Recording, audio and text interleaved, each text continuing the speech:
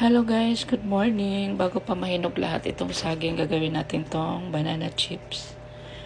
Habang binabalatan natin to guys, ibababad natin siya dito sa tubig na may asin. Ilagyan ko siya guys ng 2 kutsarang asin para hindi mangitim ang ating saging. At bago ang lahat guys, magkakape muna ako. So ayan guys, habang mainit, magbabalat na tayo ng saging. Nabalatan na natin lahat guys, yung saging. I-drain naman natin siya ngayon. Iwain lang natin siya guys ng ganito. Siset natin yung ganito natin sa pinakamanipis. Pag wala kayong ganito guys, marami namang paraan. Pwedeng hiwa-hiwain na ng mano-mano. Eto na guys, lahat nahiwa na natin. Ngayon ipa-fry na natin guys.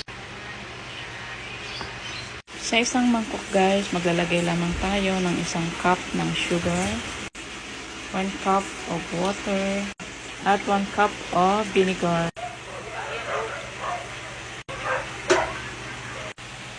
Ito na guys, yung sugar na na-dissolve natin kanina. Ayan, lagay lamang natin siya.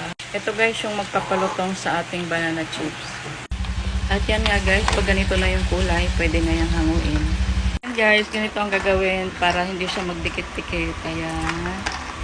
Kailangan lamang paghiwa-hiwalayin para maging ganyan siya. Pag natuyo na guys, at may container kayong ganito guys, may linis, ilagay na natin po.